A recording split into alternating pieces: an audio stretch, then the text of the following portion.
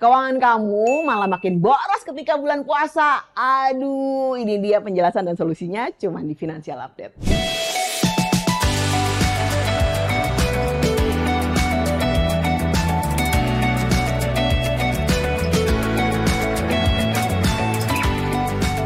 Oke, ada message masuk nih. Cime, help dong, aku jadi lebih boros. Kenapa sih pada saat bulan puasa? Aduh, kayaknya itu nggak cuma kamu doang ya, banyak. Nah, kira-kira bulan puasa kenapa sih bisa pada boros kayak begini gitu ya? Nah, bukan karena bulan puasanya sebenarnya, tapi karena ada beberapa faktor yang membuat berlaku seperti itu. Biasanya memang karena ini event, bulan yang benar-benar ditunggu oleh semua orang, bener nggak sih? Nggak cuma teman-teman muslim kita, tapi teman-teman yang non-muslim juga sebenarnya ikut seneng dengan adanya bulan puasa ini atau bulan Ramadan ini. Kira-kira faktor apa saja nih yang kira-kira bikin pengeluaran kita makin membengkak? Faktor yang pertama adalah menu sahur dan berbuka puasa. Bener gak sih? Karena memang di bulan suci ini semua pada belanja. Belanja untuk bahan-bahan bikin untuk menu sahur, menu berbuka puasa. Ya, yang belanja ternyata nggak cuma teman-teman yang muslim aja gitu ya, non muslim juga ikut-ikutan ya.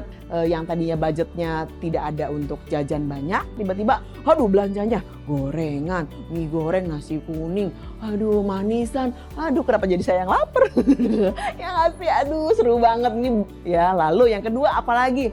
Udah ada yang ngajakin bukber, teman-teman di kantor itu sudah mulai rame. Harusnya tidak ada budget yang dikeluarkan, tiba-tiba jadi ada budget yang harus dikeluarkan. Ada budget untuk bukber di mana nih? Bisa di restoran yang ada di mall, mulai dari takjilnya yang manis-manis, abis itu baru makan porsi yang besar. Nah, yang kedua apalagi? Keinginan untuk misalnya belanja baju baru, misalnya yang tadinya malas sholat, tiba-tiba mau rajin sholat, ya jadi beli mukena baru kah, ikut taraweh rame-rame, pakai bajunya baru juga. Di bulan puasa yang suci ini sebenarnya kita tidak hanya untuk menahan lapar dan haus saja, bener gak sih? Tapi juga untuk nahan nafsunya kita. Nafsu apa aja sih? Nafsu check out belanjaan. Ya kalau misalnya lagi gabut, siang-siang ngabuburit, biasanya mulai bengong tuh ya, buka handphone. Aduh, apa yang bisa di check out ya? Nah, yang kayak gitu itu mesti dikurangin. Kita masih bisa gak sih berhemat tapi tetap nikmatin momen puasa? Tentu saja bisa.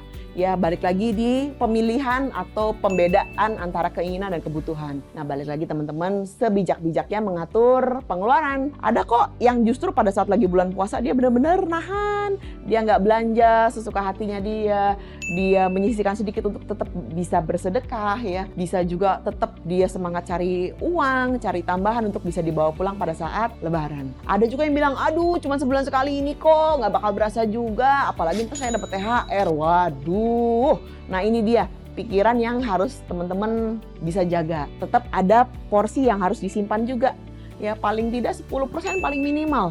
10-30% itu harus disimpan untuk dana darurat atau yang bisa diinvestasikan di beberapa instrumen investasi yang tentu saja aman. Udah kelanjur boros nih buat bulan puasa ini, terus harus gimana? Duitnya sudah habis. Ya harus pinter-pinter cari tambahan, bener gak sih? Ya kita punya waktu, kita punya badan yang sehat, kita punya pikiran yang pintar dan cerdas.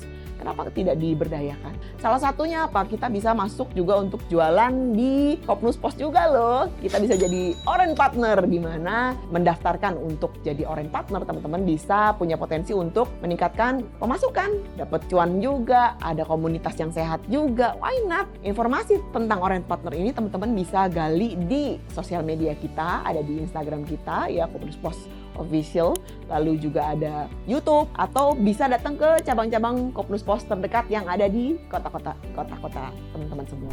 Supaya tidak boros, diatur pengeluarannya.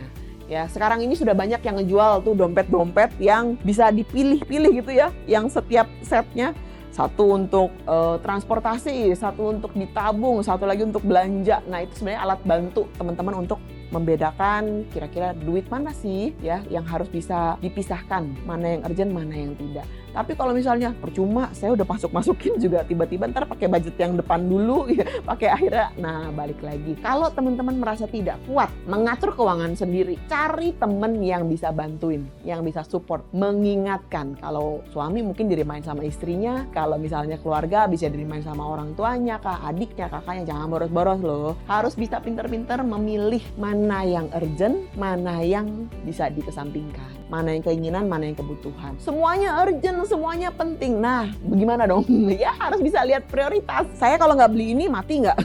Itu yang paling ekstrim. Di edisi Ramadan ini saya senang banget berbagi informasi mengenai kisi-kisi atau cara-cara, ide-ide yang teman-teman bisa pakai di kegiatan hari-harinya untuk bisa menjadi lebih baik ya, secara keuangan, secara finansial, dan baik untuk diri sendiri maupun keluarga. Demikian hari ini, terima kasih. Semoga apa yang saya sampaikan hari ini bisa sangat-sangat bermanfaat untuk teman-teman semua. Semoga kita semua dalam keadaan sehat, penuh berkah, dan tentu saja paling banyak fun. Saya Imei Wong, kita ketemu lagi di Financial Update berikutnya.